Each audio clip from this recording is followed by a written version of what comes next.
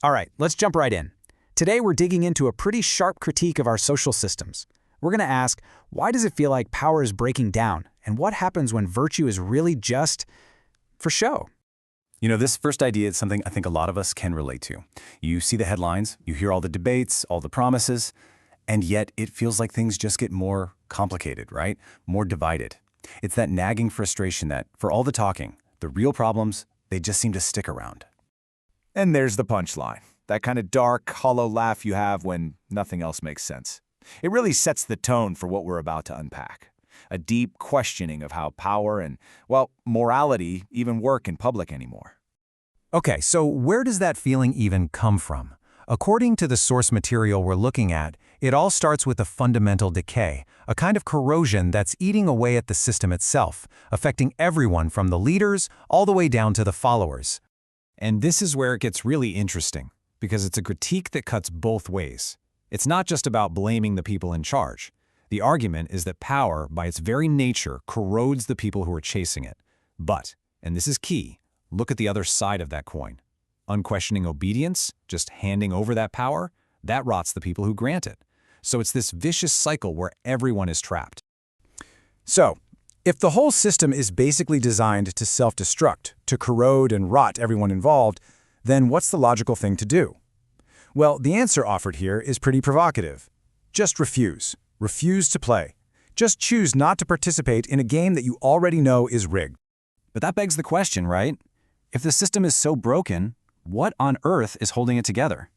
And this brings us to the core idea today, the rise of what's being called performative virtue. That situation where looking like you're doing good becomes way more important than actually doing any good.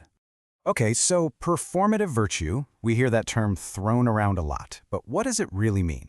The source we're examining gives it a very specific and, I have to say, pretty sharp definition. And there you have it. Moral branding masquerading as justice. Wow. So it's not about real ethics at all. It's about marketing. It's about putting on a mask of morality to promote yourself or your group, while the actual, messy, real-world issues, they just get ignored. And this really gets to the heart of the damage it causes. Because when virtue is just a performance, people stop being, well, people. They're not treated as complex human beings anymore. Instead, they're turned into symbols, like characters in a play, just props to show how righteous you are. All that messy, wonderful humanity, it just gets totally lost in the branding. Now you might think a system like this, one built on performance and symbols, could last for a while. It might even look stable from the outside. But history, according to this argument, teaches us a very, very consistent lesson about where this road always, inevitably leads. And that lesson is simple. It's just not sustainable. It can't last. The source points to history again and again. Think of enslaved people. Think of women fighting for the right to vote. The pattern is always the same. Sooner or later, any group that's facing an unfair system, they reach a breaking point.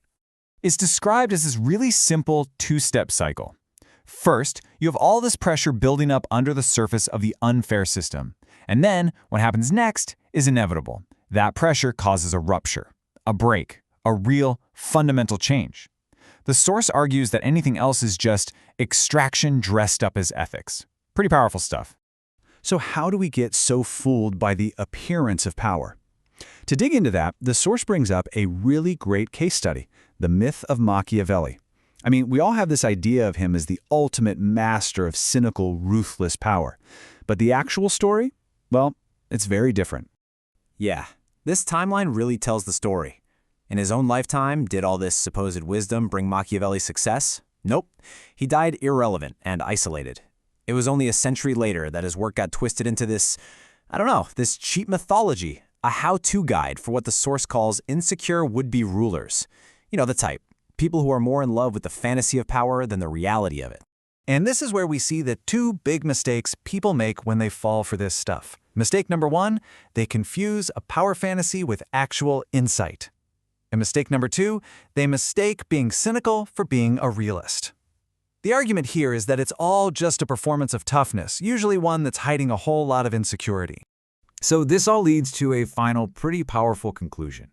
What happens at the very end? What happens when all the performance, all the myth-making, all the delusion finally runs headfirst into the real world? Well, first, the pose curdles. You just can't keep it up forever. that carefully crafted image starts to go bad. It sours from the inside out. And then, as that pressure keeps building, the mask cracks. That facade, the one that was so carefully put together, it just can't take the strain anymore. It fractures, and you start to see what was really underneath the whole time. And this is the final hard-hitting takeaway. You can live in a world of performance and symbols for a while, but reality doesn't negotiate. It doesn't care about your delusions. It's absolute. And when it finally shows up, the impact is just unavoidable. It hits you like concrete. So that brings us full circle, right back to that idea of refusal. If we are living in a system that rewards the performance over the actual substance, what does it even look like to refuse? What does it mean for you, or for me, to just stop performing? It's a heavy question, but one worth thinking about. Thanks for joining me.